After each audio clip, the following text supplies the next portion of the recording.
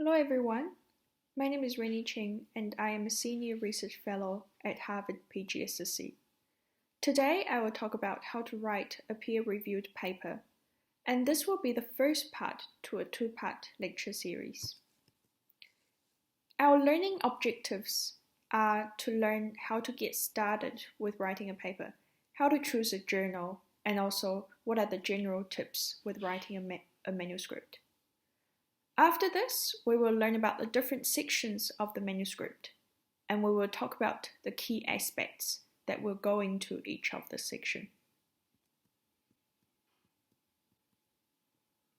Firstly, we will talk about how to get started with writing a manuscript. The first tip is to choose the journal before you even start the writing process. So how do you pick a journal? Firstly, you need to consider the audience, whether this is an international audience or a regional audience. Secondly, you need to consider the interest of the journal, whether this is a global health journal, a surgery journal, or an anesthesiology journal. Another consideration might be the impact factor of a journal. The higher the impact factor, the wider an audience that the journal may be able to reach, and the more prestigious the journal may be. However, it may also be more difficult for a manuscript to be selected for publication in this journal. A helpful tip, if you're not sure which journal to pick, is to look at where the references of similar studies in your literature review have been published. And if you're not sure, you can ask your mentor and also speak to the librarian at your hospital. Jane is quite a helpful resource, and this is a website that you can go to by following this link here. You can paste your abstract into Jane and click Find Journals. And what Jane will do is it will generate a list of journals that are the most similar and relevant to your abstract. You can look at each of these journals in more detail. You can look at the aims and the description of the journal from the editorial board. You can also check the journal and have a look at their recent issue on the types of articles that they have published to get a general sense of the journal.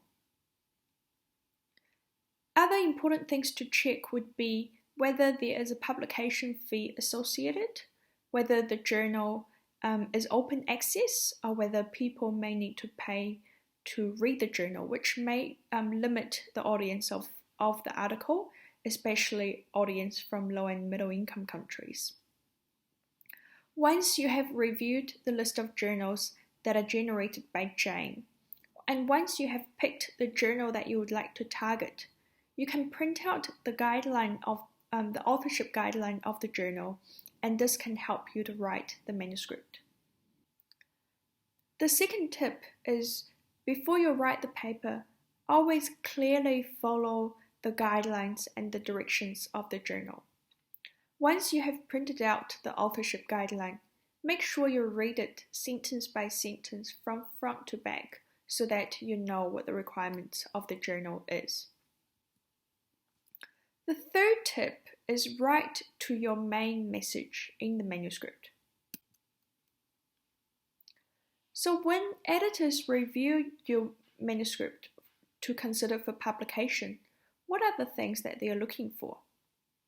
They usually look for one key message, and this is the one most important finding in your manuscript and the answer to your research question. You need to write out this key message and keep it less than 22 words.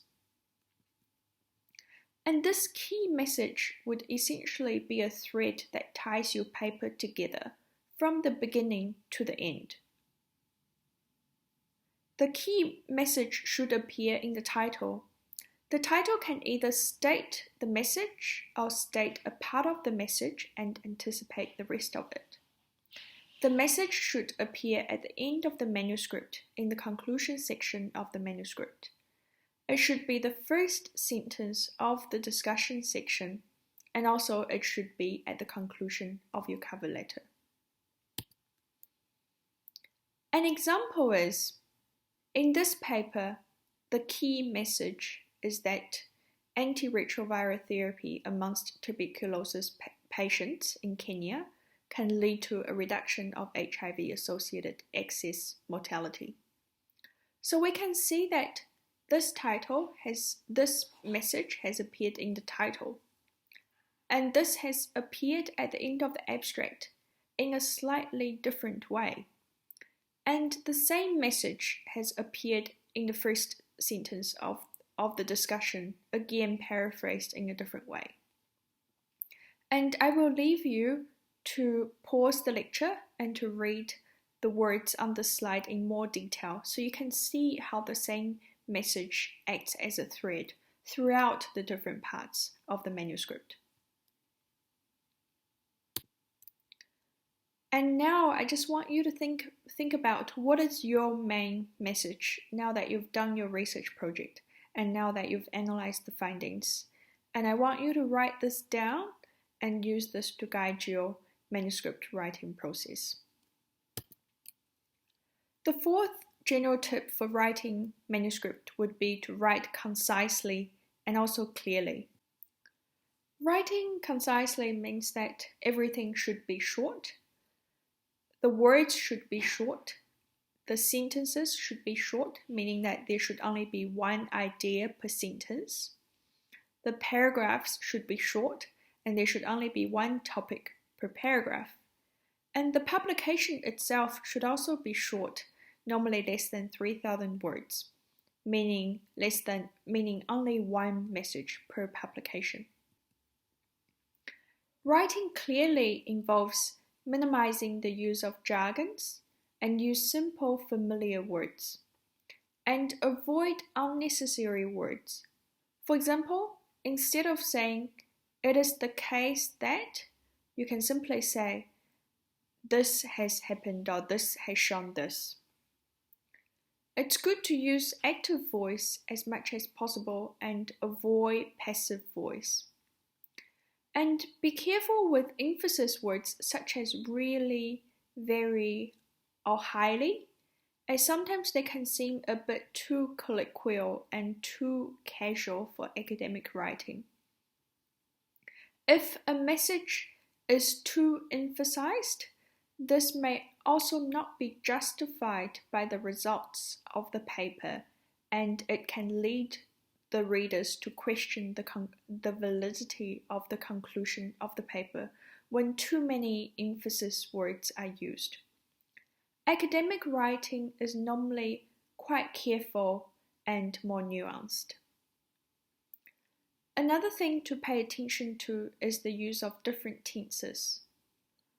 Past tenses are often used when writing the methods section to talk about what you have done in terms of collecting the data and analyzing the paper.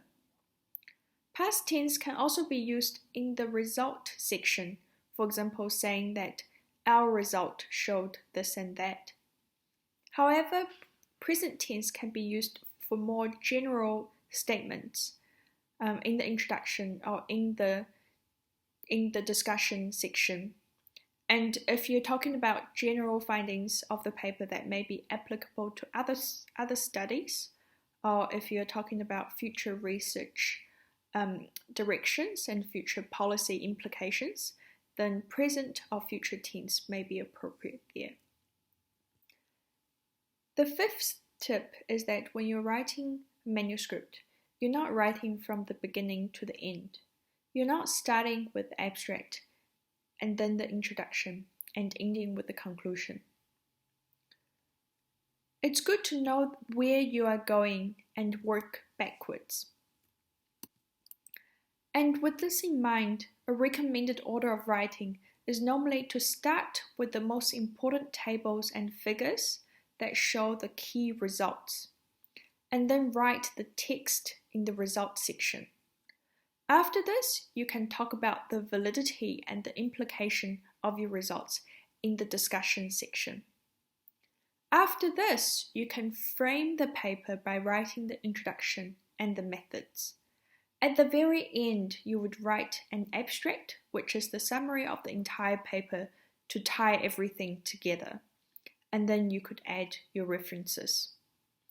So here we're starting with where we're going, which is the main results of the paper, and everything else is written to frame these results and to talk about their future implications. So now we will use this order and we will talk about each part of the manuscript and how to write each part and what to include in each part. So we're going to start with tables and graphs. The purpose of tables and graphs is to tell the whole story of the paper with numbers. And often they can offer better visualization than words. However, some results will be better as words than in the table and the graph. And important results may be repeated twice. They may be stated as words for emphasis, and then they may be repeated again in the table and the figures to ensure that the readers pay attention to these results. Most journals would have a limited number of tables and figures. For some journals, there may be a limit of 5 tables and figures together. However, it's important to check the exact requirement of the journal, as this can be different between each journal. For clinical and epidemiological papers, there can be a standard list of what should go into each table. For example, Table 1 should be on the baseline and demographic characteristics of the study population. Table 2 could be any bivariate associations with the main outcome. Table 3 could be on multivariate analysis on the main outcome. And Table 4 could be included sometimes for subgroup analysis, secondary questions. And again, this is just a rough structure. Different papers may use this differently, and some papers may combine Table 1 and 2, or Table 2 and 3, or they may have multiple analysis that they wish to show with the main outcome. Figures can be used if needed. They can be used as a flowchart to show the subject recruitment and allocation process. They can be used to show trends over time, and also maps can be used if the paper has geographic implications. For qualitative papers, there can be a rough guide as well. Tables could include the interview guide questions and probes. Again, the demographic characteristics of the population, as even qualitative papers may have a quantitative component. And tables could also be used to highlight some thematically rich supplementary quotes from the interviews. Figures could be used to show the conceptual framework of the qualitative analysis. A good test for tables and figures is the 4 on the ground test.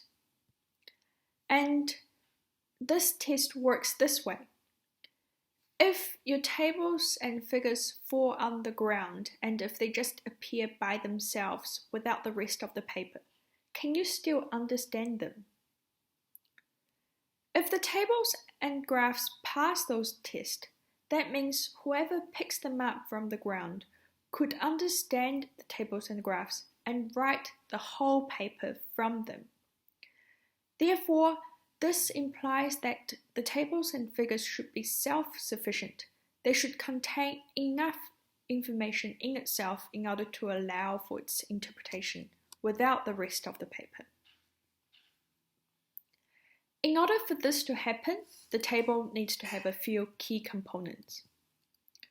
Firstly, it needs to have a title, and this would normally contain information on who, what, when, where, and how. Secondly, it should contain data, and this should report variables that are relevant to your research question.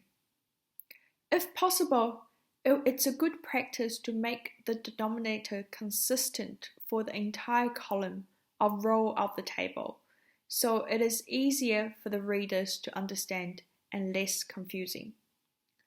Normally, each row should only have one variable, and the columns should be labeled with the statistics presented. For example, whether this is a ratio or a percentage. Captions and footnotes are often required for tables as well, to outline any definitions, abbreviations, or to explain any symbols used. This is an example of a table, and we can look through it to analyze how good each of the components are. The title of the table is fairly clear, and it contains information on who is patients initiating TB treatment. It contains information on what, which is the hemoglobin A1C test results, and it also contains the number of patients. In each row, there is one variable shown, which is the age group. And the columns are labeled clearly with either numbers, in the case of total number in the cohort, the number and percentage tested, the number and percentage with diabetes, and the number and percentage with pre-diabetes. And in the footnote, they have clearly defined what diabetes and pre-diabetes are in terms of HbA1c cutoffs. So this is an example of a good, clear, detailed table that even if this table falls on the ground without the rest of the manuscript, we can still understand it. There are some conventions around tables that we should keep in mind. Tables are numbered in a way that reflect the order that they are cited in the text. For example, Table 1 would appear in the text before Table 2 and Table 3. In the results section, tables should be cited at the end of the first sentence that contain data from it. And if there's a lot of data from the same table, there is no need to cite the table again at the end of every sentence. Tables are either included in text where they are mentioned, or all tables may be included together at the end of the manuscript. And this is dependent upon the exact requirement of the journal. So I would highly encourage you once again to check the guideline of the journal that you're submitting to. Figures can also be used. Unlike tables, they are not good for showing exact individual data points, but they do have a role in showing overall trend or overall pattern, such as trend over time or pattern across geographic locations in a map. So there may be a role for a figure in your manuscript. So now we've talked about tables and figures, and we will move on to talk about the rest of the result section. What should we include in the result section? The result section should focus on the key message that we talked about before. It should not contain any methods, interpretations, or discussions, as these should go into the other sections. And it should merely state the facts of what you found through your data and your analysis. The text part of the result section should be consistent with tables and graphs, and it should be consistent with the method section and also the discussion section. If there are any results that you've mentioned in the results section, corresponding methods for analyzing these results should be included in the method section. And if you're going to talk about the implications or the importance of any results in the discussion section, then they first must be mentioned as a part of the results section.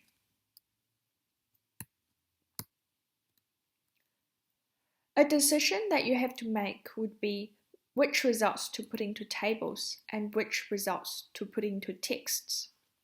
And as we mentioned before, often there can be overlap between tables and texts as well, especially for important results. In general, the text should state the most important findings in tables in order to highlight them. And the definition of important findings may include statistically significant findings, clinically significant findings, or unexpectedly not significant findings. Most of the numbers in the text should also appear in the table, and this is in order for the results to be emphasized twice so that the readers can properly digest them. If these numbers in the text are not included in the table, they must be presented in full and be self-contained within the text so that the readers can understand them from reading the text. This is a template for the results section, and you can adjust it based on the exact types of analysis you have done as a part of your study. The first group of results would be to describe the study sample, and this may include information on the sample size, the participation rate, recruitment, and subject flow, which can be shown through a figure, and the baseline demographic characteristics of the study sample, which can be shown through a table. And the first category of information, sample size and participation ratio, can often just be described as numbers in text without appearing in figures and tables, and they can be self-contained in the text. The second category of results would be key measures and outcomes, and this would include the primary outcome and the prevalence of other outcomes, such as side effects. The third part of the results section would contain the main analytical findings, such as bivariate analysis or statistical comparison between groups. And the fourth section would contain complex analyses, such as multivariate analysis and sensitivity analysis. So now, once you have written the results section, we can move on to writing the discussion section and talk about the validity and the importance of your results. The purpose of the discussion section is to tell the meaning of the results. And you do this using words rather than numbers, because most of the numbers should be included in the results section instead. For example, if in your results you found that 75% of the population improved, in the discussion section you could instead say the majority of the population improved with this treatment. It's important not to include any new results in the discussion section. If you wish to include any results that you have not listed before, please go back to the results section and include the new results in the results section so that you can talk about it in the discussion. And the discussion should answer the key objective and the key question that have been highlighted in the introduction section. The introduction and discussion section should reflect each other. And you can see here that they are shaped like an hourglass. The introduction section starts from the wide and it goes into the narrow, and it's the other way around for the discussion section. The introduction starts with the bigger picture, and then it moves into the specific issue, and then into the exact gap in the literature that the study is trying to fill, and it ends with the very specific objective or aim of the research paper.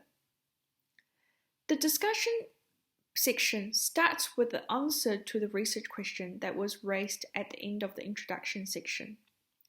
And if you remember from early on in the lecture, this would be the key message of the study and of the manuscript, which should form the first sentence of the discussion section. Expanding on this answer, the discussion will talk about the validity of this finding and the gap in the literature that this study has now helped to fill with the new knowledge that has been generated. Moving on from this, the study will talk about the specific issue in the literature, how this study compares with previous studies on this topic, and what are the strengths and limitations of the study that may affect its the validity and the applicability of its findings. The discussion section would end with a big picture. What are the implications of this study for research and also for future policy making? What might clinicians and policymakers and researchers do next after they have read this paper? The British Medical Journal has a structure for the discussion, which I found really useful in writing the section. The first part is the main message of the study. The second part is comparison to previous studies. The third part is strength and limitations. The fourth part is meaning of the study, the possible mechanisms behind it, and the implications for policy and for clinical practice. And the fifth part is future research questions. Writing a discussion section can sometimes seem overwhelming. However, using a structure like this breaks it down and makes it much easier and more manageable. The first part of the discussion is the message, and this would be the same message that we've talked about before, which should weave the entire manuscript together like a thread. And the first paragraph can expand on that main message and support your argument with the rest of the result section. The second part of the discussion is comparison to previous studies. And you can point out the strength and weakness of your study in relation to other studies. At this point, as well as the main findings, you can also pick an additional 3 or 4 findings to talk about. And here you should pick the most important points, and you can also compare them with findings in the literature as well. Then we move on to the strength and limitation section. And there are different types of strength and limitations that you may wish to highlight. They can be related to the sample size, access to data, or bias. It's important to offer some strength because a lot of us have tendency to be critical of our papers and of our research project. So we tend to spend a lot of time dwelling on the limitations.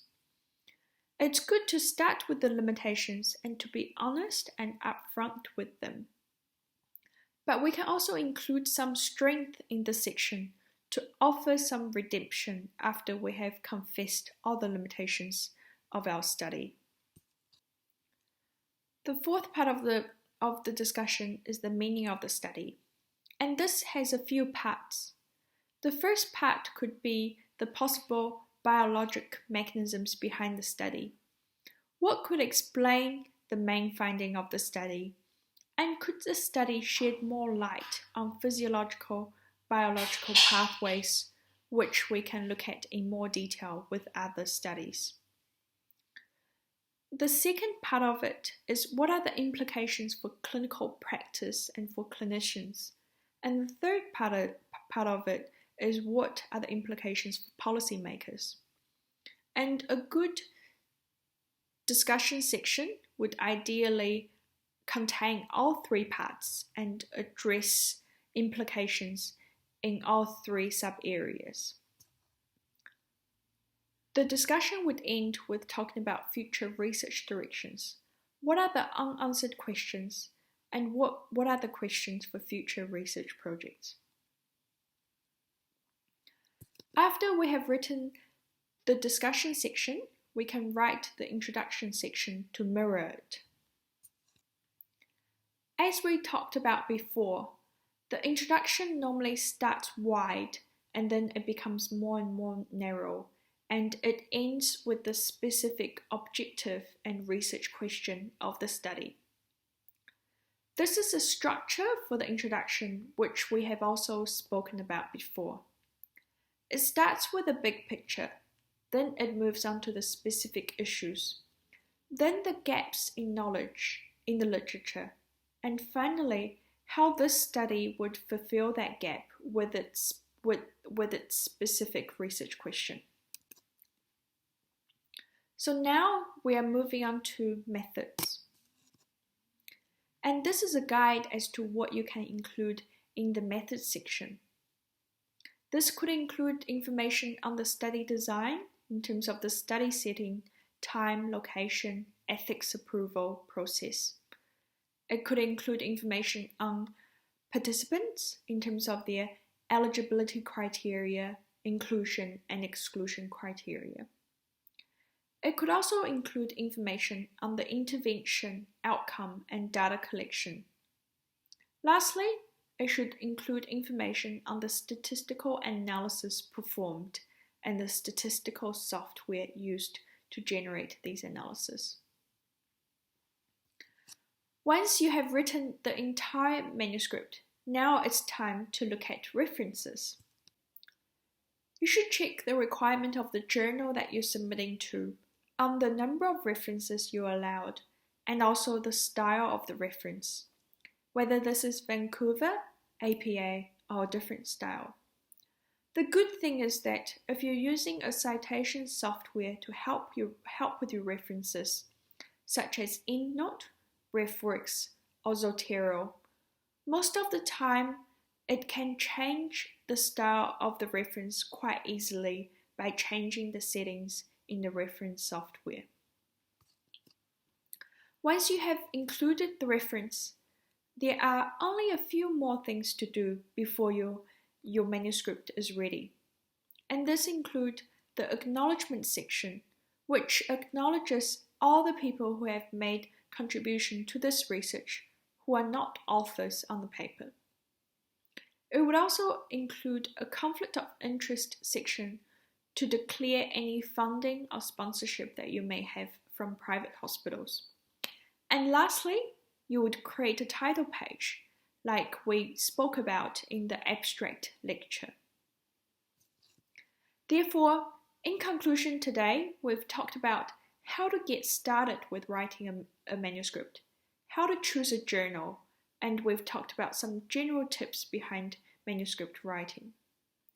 We've learned about different sections of the manuscript and the key aspects that should go into each section. We will now follow up this lecture with part 2 of how to write a manuscript, and we will talk more about the peer review process as a part of the part 2 of this lecture series.